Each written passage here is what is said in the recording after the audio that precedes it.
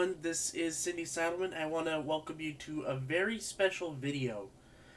I am doing a timeline video here, and I'm going through every single game show game for the NES that was ever created. How many, do you ask? This many. There have been 16. That's right, 16 game show games for the NES. And I have them all, box complete, or close to it. I do need to look at them again and try to complete them all, but you get the idea. And this was not the intended video for the end of October.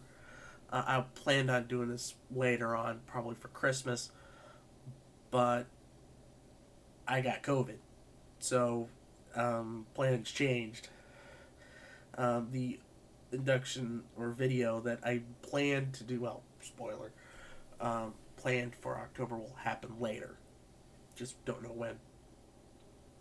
So, to get things started, we're going to start at the very beginning, September of 1988. The two first game show games to be released for the NES are Jeopardy and Wheel of Fortune for the NES. Both released on the same day by GameTech, produced and developed by Rare. Yes, that Rare.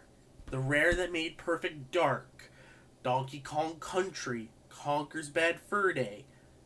That Rare. The Rare that would go on to bigger and better things. And their quality showed with these games. It's a type of quality that you rarely see in a licensed game. And everything was right about it for its time. Because the Jeopardy, for example, is show perfect. Has everything that you want for it. The only knock that you could say for Wheel of Fortune is that, well, it's only 3 rounds and then the bonus, but the daytime version did that.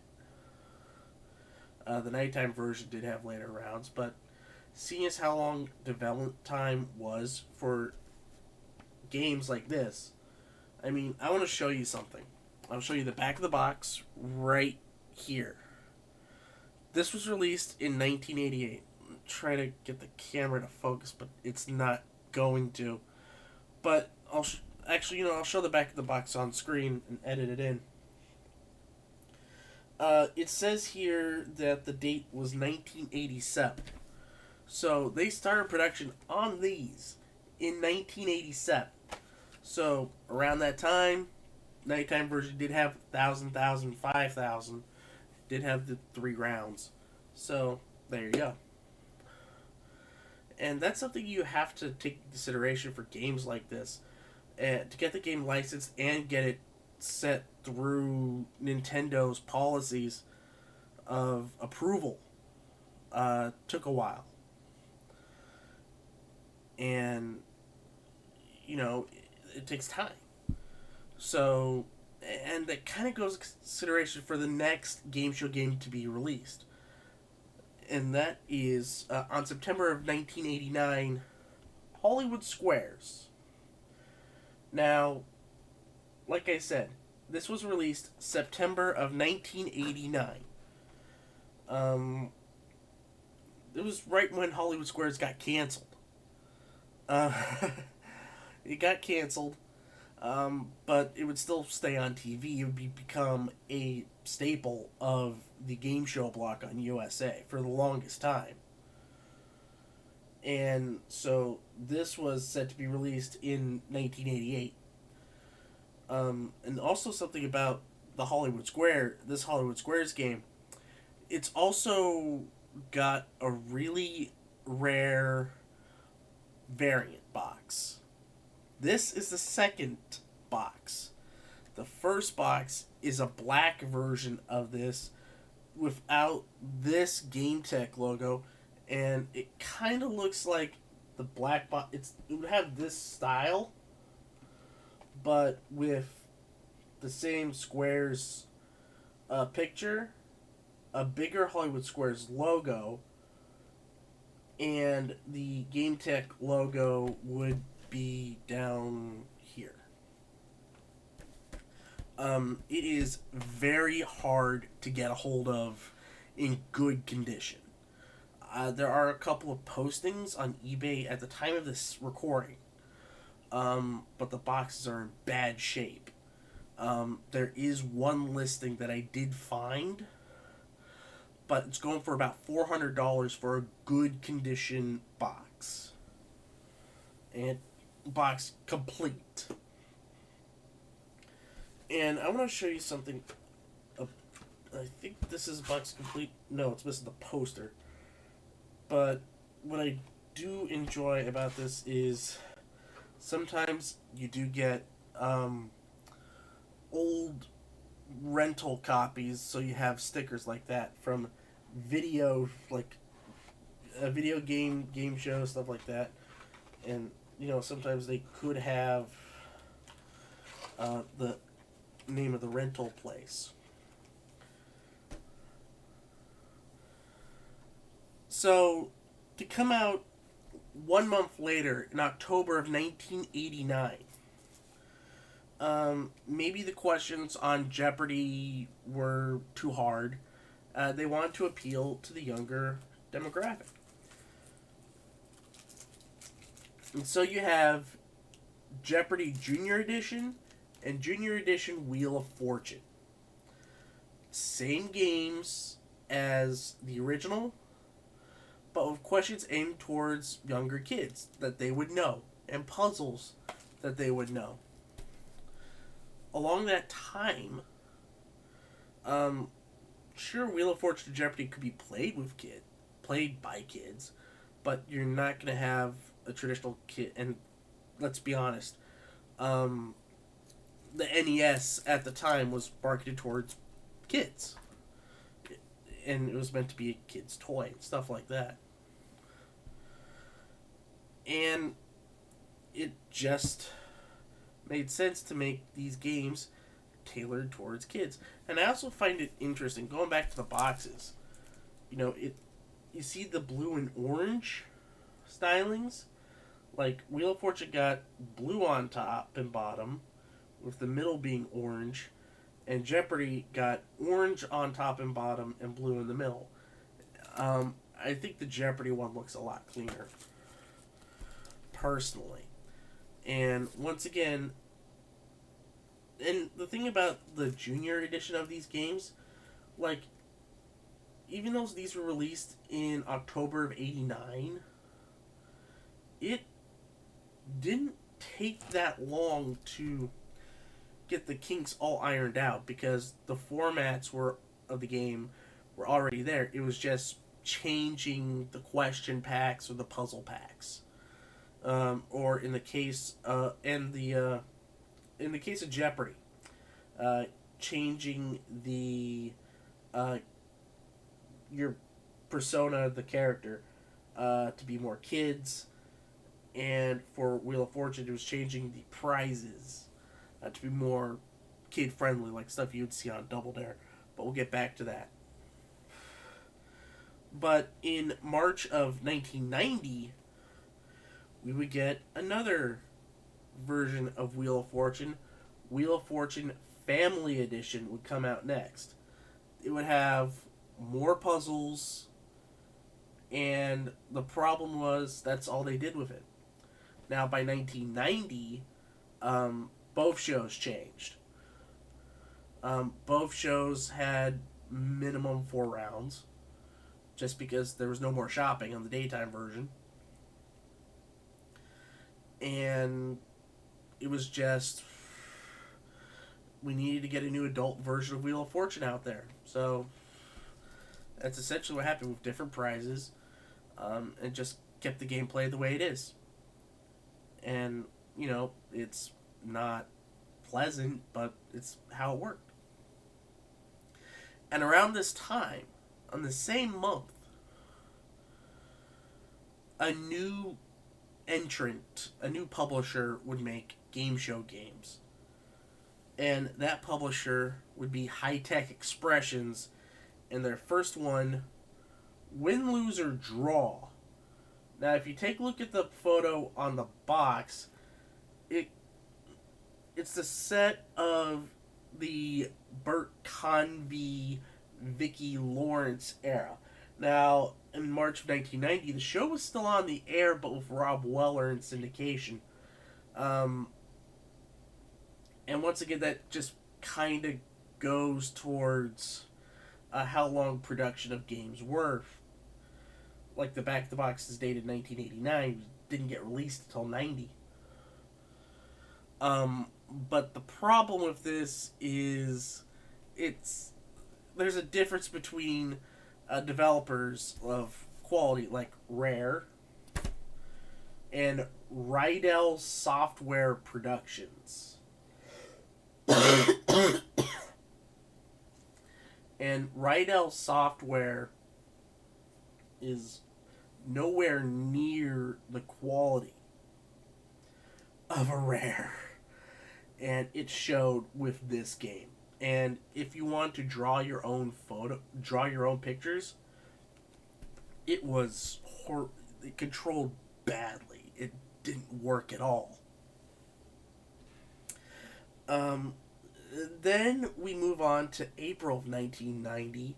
Like, 1990 was the year of the game show video game. There was a lot being put out. And the one that came out this year, at this time, was Double Dare. Now, this was April 1990, and once again, this goes to the point of how long production it took. Because even though this was released in 88, the box art says 88, this didn't get released till 90 for the NES. PC ports probably were around in 88, 89. Around this time, they were well into Super Sloppy. And in a couple of months, with the opening of Universal Studios, Family Double Dare would become a thing. And there'd be one other developed Rare game for GameTech, but that would be another reskin and question pack upgrade. So Double Dare would be the last NES game that Rare would do for original, that Rare would do for GameTech. Now, in May of 1990, High Tech would release their second game show game, and it would be Remote Control. Now, this is one of the better High Tech Expression games. It plays just like the show, even though it doesn't have a sing-along with Colin or various other categories. It's still a very competently done game. And once again, this also goes to the point of how long production takes on these games. I know there was a PC version in 89. This game came out in May of 90. And it was out on the right when Remote Control got canceled.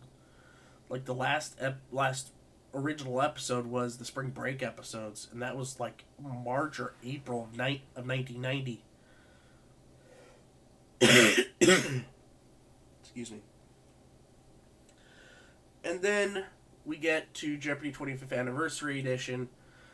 Once again, this is Rare's last game for GameTech, but this game is also just it's new questions. Um, Set didn't change on the original show, so this is a new question pack. The questions are a lot harder, in my opinion, a lot weirder. But what I'm thinking is they grabbed a lot of questions from like old board games and just used those. But that's just my opinion, of course. I know I'm dead wrong on that. Um, and that is the last rare worked title for Game Tech. And then they started jumping to various other production companies throughout the course of their entire run, up until their last game show games for the N64.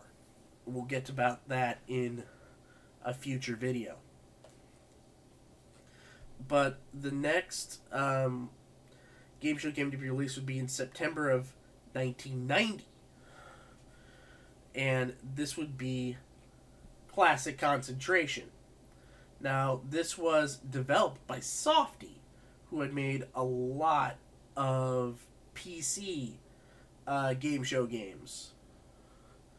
And a lot of them are pretty good. I think they did a lot of the PC conversions or PC versions for Game Tech. I think they did Pyramid, they did Super Password, they did Price is Right. They did a lot of them. But this is another good game. It's concentration like you know it, and it's very well done. And I do want to show, now this one is complete, and it does have a lot of the inserts. And I just want to show you what you get. Excuse me. You get this registration, and you're able to receive advance notice of future Game Tech releases, and there would still be quite a few. Of course, the manual is very good, and also in the manual... Now, here's what I also want to show you. The rare Hollywood Squares that I talked about earlier is right here. That's how they advertised it in this manual in 1990, and yet they're already releasing the blue box version of Wheel of Fortune.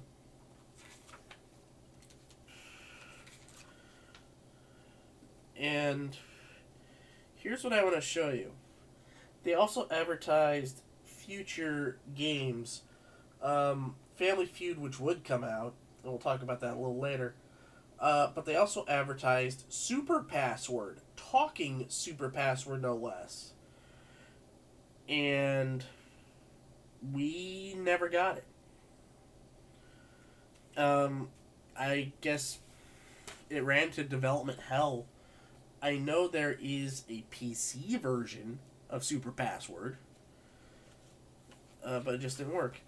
And also, one of the fun things you get are you get posters. And what respecting game show fan, video game person would love this Game Tech poster? And as I said about Hollywood Squares, here on the poster it's the blue box, but in the manual it's the black box. So, and I don't know how that came about. Oh, and also a lot of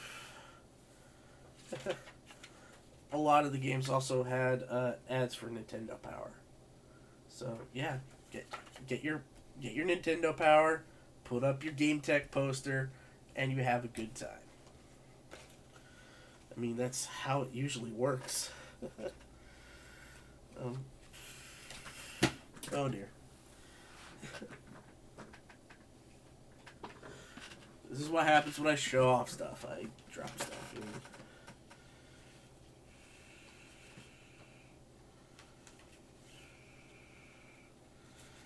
You know what? This stuff happens. But it's fun.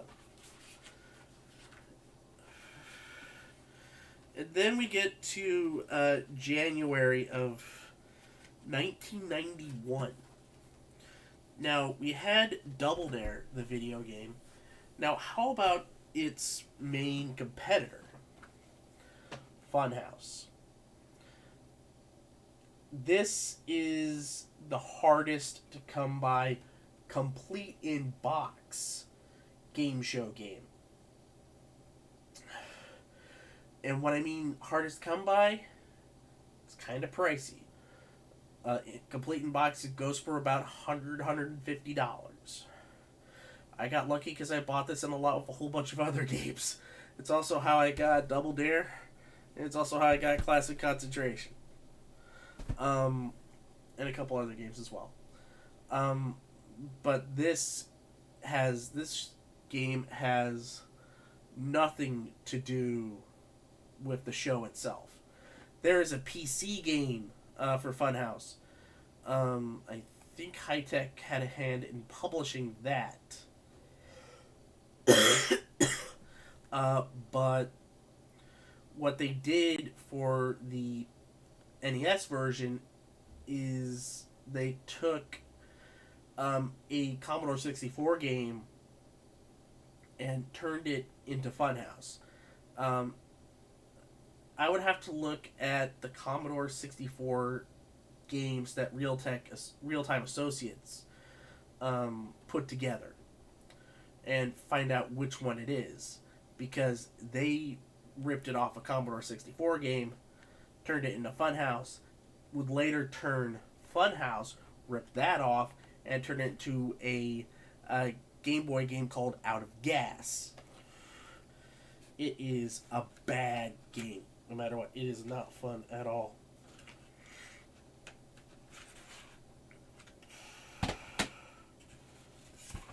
Like, it does come with the manual. I don't think High Tech even created posters. And looking at the manual, I don't know if it's Jackie or saying, but she looks really bored.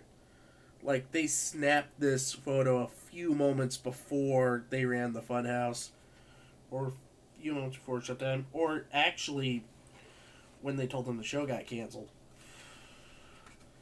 Because this was during the Fox Funhouse era. And that didn't last that only lasted 1 year. So now, and this would be, Funhouse would be the last game show game High Tech Expressions would ever make. Because remember, we were going to enter 1991, 92, and game shows were on a big downward spiral. And the games that could be turned into game shows, either Game Tech made them, or they wouldn't work in video games at all, or there'd be no feasible way to do it. Because the technology wasn't there, the graphical capabilities to even remotely pull it off wouldn't be there. Shop to Drop, Supermarket Sweep wasn't there. Nick Arcade would be impossible to pull off because of the video challenges. You'd have to license so many games from various different companies that would just be a massive headache. And it wouldn't work. Legends of the Hidden Temple would not have a video game. I guess Get the Picture could turn into a decent game show game, but that would have to be a PC game, and it'd be so difficult to fit that many pictures and question packs onto a disc. It would have to bundle it would have to be a CD based game, and that show only lasted a year and it wouldn't work. So, moving on to May of 1991, we would have Family Feud released. Now, this was being worked on all the way back in 89 and 90. Now, I will say this. The show box art is the Ray Combs version, but when you actually play the game itself, it is pure Dawson. The host kissed the contestants, and this is the first, and to my knowledge, only a game show game made by Beam Software. Beam would go on work on a lot of games, including one of my favorites in the Super Nintendo version of Smash TV. And Beam's got a long history, some good, a great chunk of it awful. But, you know what, that's what happens with game companies. And this one is great for a couple of reasons.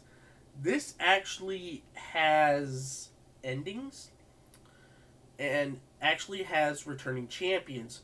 You can play this game 4 times and win up to $20,000, which is close, because the Ray Combs version did have returning champions, but it was 5 days, so you went up to 25,000. Then the next game to be released, we are going into new developers, and this one to be released on September of 1991, Talking Super Jeopardy, and this would be the only game show game for the Nintendo to be 4-player compatible. Now, this based off of the Super Jeopardy tournament, which had 4 podiums.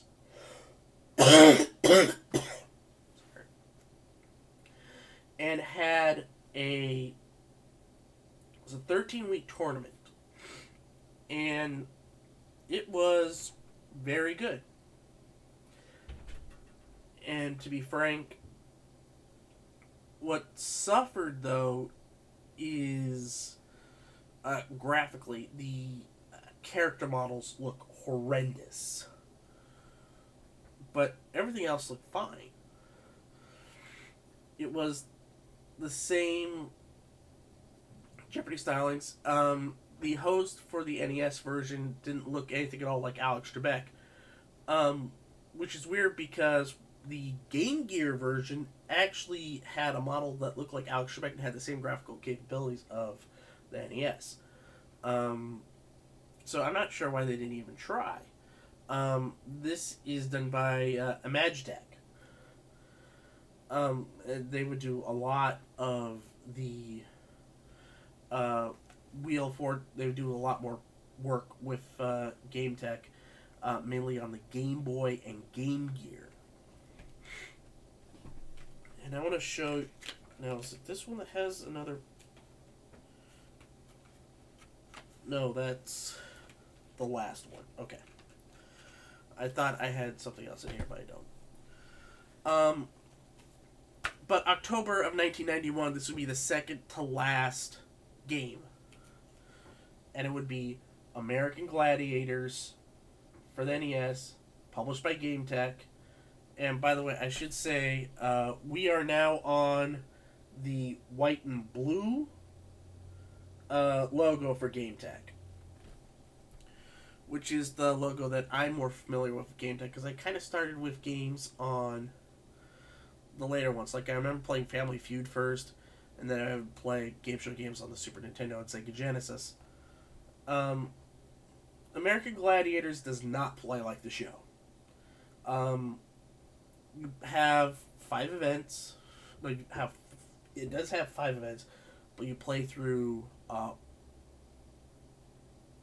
You have 5 events that you play through. You have to play through them 4 times in 4 difficulty levels, and then a really insane eliminator. This was done by Incredible Technologies. I think this is the same company that is now doing Golden Tee.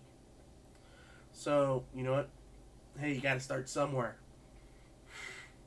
But this is famous because it's got that crazy scream when in human, I want to say it's on Joust and human cannibal, human cannonball, when you knock off a gladiator and go ah, and it's always a good time. It is. The game is not good. I think I compared it to being hit by a human cannonball and having Malibu's knee strike you in the head. But the last game show game to be released for the NES would be in January of 1992, Wheel of Fortune starring Vanna White. And this has the improved gameplay, which means it's got all 4 rounds, all 4 of the correct wheel layouts. It does not have prizes though, but that's not a matter. And it does have the option to change the puzzle if you're not too inclined to like it. You can play this with up to 3 players. And apparently this game took a little while to make because sure it was done by Magitech as well. But this game released in 92. Super Jeopardy released in 91. Hey, it happens. But they did go all out with this. Because not only do you have the traditional manual game and stuff like that, but for any game show / video game fan, when you get a poster of doughy-eyed Vanna White in poster form, good luck, love Vanna White, autographed right there. I'm sure this is printed. Why not? Clearly, why not? And that is every single NES game show game ever released. I want to thank everybody for watching. I hope everybody enjoyed this look at all 16 games. If you like it, let me know if you want me to do more. We'll do the 16-bit run of Super Nintendo and Sega Genesis. Might look at the portable games as well. And many other consoles and stuff like that. And talk more about that in the future. Well, I thank everybody for watching. If you like this video, thumbs up the video. Become a backer on Patreon, like these wonderful people right here, who, through their support, I was able to pull this off and get every single game show game for the NES complete in box, as long with the Super Nintendo ones and the Sega Genesis ones. Like, I can't thank you guys enough for helping me for your support and helping me do this. Like, I don't think I would be doing video stuff if it wasn't for you guys. Well, that's gonna do it for me. I'm gonna rest my voice and have a great Halloween, and I will see everybody next time. Bye for now.